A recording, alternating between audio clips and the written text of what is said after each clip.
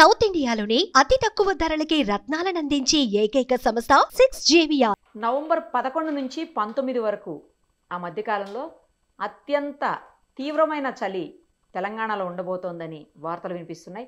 అలాగే కొన్ని ప్రాంతాల్లో అయితే 10 డిగ్రీస్ సెల్సియస్ కంటే తక్కువ ఉంటుందని, హైదరాబాద్లో కూడా 11 నుంచి 13 డిగ్రీస్ సెల్సియస్కి మధ్యలో ఉంటుంది, అంటే చాలా ఎక్కువ చలి ఉంటుందని చెప్పేసి న్యూస్ వస్తున్నాయి. అసలు ఇందులో నిజమెంత? ఒకవేళ ఉంటే ఎప్పుడు ఉంటుంది, ఎక్కడెక్కడ ఉండబోతోంది చలి తీవ్రంగా?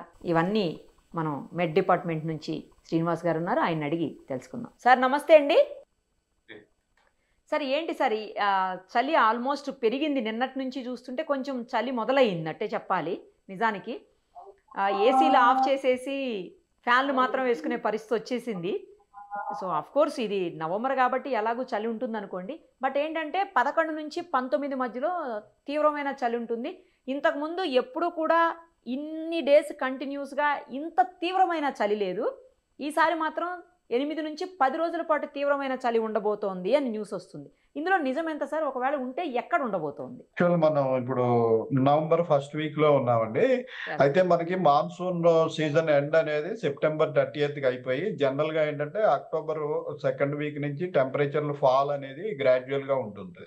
గ్రాడ్యువల్ గా ఉండి నవంబర్ ఈ ప్రాంతంలో మనకి ఇప్పుడు మినిమం టెంపరేచర్లు యావరేజ్ టెంపరేచర్లు చూసుకున్నట్టయితే అరౌండ్ 14 డిగ్రీస్ నుంచి మనకి 15 డిగ్రీస్ నుంచి 20 డిగ్రీస్ వరకు అట్లా కొనసాగుతూ ఉంటుంది. అయితే ప్రస్తుతం ఏమైందంటే మనకి మాన్సూన్ సీజన్ వెళ్ళిపోయిన తర్వాత ఒక అక్టోబర్ నెల అంతా కూడా 2 యాక్టివ్ సిస్టమ్స్, ఒక సైక్లోన్, ఒక లో ప్రెషర్, మెంతా తుఫాను, వీటన్నిటి వల్ల ఏంటంటే మనకి టెంపరేచర్స్ ఫాల్ అనేది జరగలేదు. టెంపరేచర్స్ ఫాల్ జరగాలంటే మనకి క్లియర్ స్కైస్ ఉండాలి. నైట్ టైము క్లౌడీనెస్ ఉంటే టెంపరేచర్ ఫాల్ ఉండదు. సో ఈ 2 యాక్టివ్ సిస్టమ్స్ ఉండటం వల్ల మనకి అక్టోబర్ నెలంతా రెయిన్స్, క్లౌడీనెస్ కంటిన్యూ అయిపోయింది. నవంబర్ లో కూడా మొదటి 2-3 రోజుల్లో మనకి ఇటు అరేబియన్ సముద్రం నుంచి మాయిశ్చర్ విండ్స్ వచ్చి క్లౌడీనెస్ కంటిన్యూ అవడం వల్ల మనకి నవంబర్ లో కూడా 2-3 రోజులు క్లౌడీనెస్ కొనసాగింది. ఆ క్లౌడీనెస్ కొనసాగిన తర్వాత మనం చూస్తున్నాం క్లియర్ స్కైస్ వచ్చాయి. క్లియర్ స్కైస్ వచ్చేటప్పటికి గ్రాడ్యువల్ గా ఏమవుతుందంటే మనకి ఈ పీరియడ్ లో సన్ నుంచి దూరంగా జరిగే పీరియడ్ మనకి. అందువల్ల ఏంటంటే కొంచెం సడన్ ఫాల్ లాగా మనం సడన్ గా 20 డిగ్రీల ప్రాంతం నుంచి 15 డిగ్రీలకు ఒక 5-6 డిగ్రీలు ఒక 3-4 రోజుల్లో పడిపోయటం వల్ల మనకి బాగా చలి ఎక్కువ ఉన్నట్టుగా అనిపిస్తుంది. అయితే ఇది గ్రాడ్యువల్ గా మనకి అక్టోబర్ సెకండ్ వీక్ నుంచి ఈ సైక్లోన్ అది లేనట్టయితే గ్రాడ్యువల్ ఫాల్ ఉండేది. రోజు 1 డిగ్రీ, హాఫ్ డిగ్రీ అట్లా తగ్గినట్టయితే మనకి పెద్ద తేడా తెలియదు.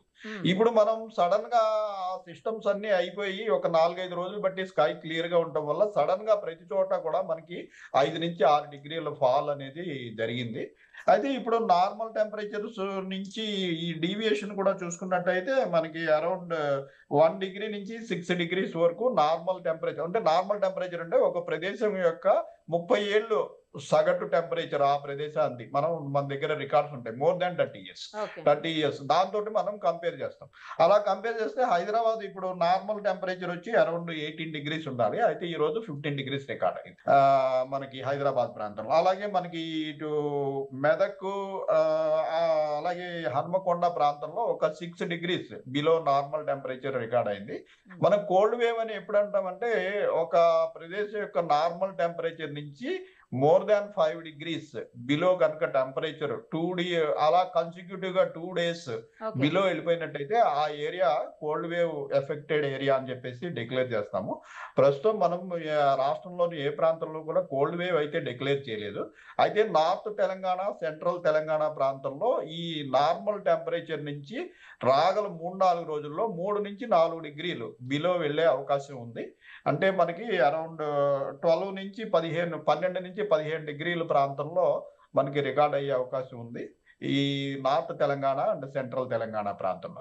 మరి 1 వీక్ నుంచి 10 డేస్ పాటు చలి తీవ్రత కంటిన్యూస్ గా ఉంటుంది, ఇంత ఎక్కువ రోజులు ఇంతకు ముందు ఎప్పుడు లేదు అని అంటున్నారు. అది నిజమేనా సార్? అట్లా ఏమన్నా ఉండబోతోందా? అంటే సోషల్ మీడియాలో ఇప్పుడు రకరకాల ప్రచారాలు ఉన్నాయి.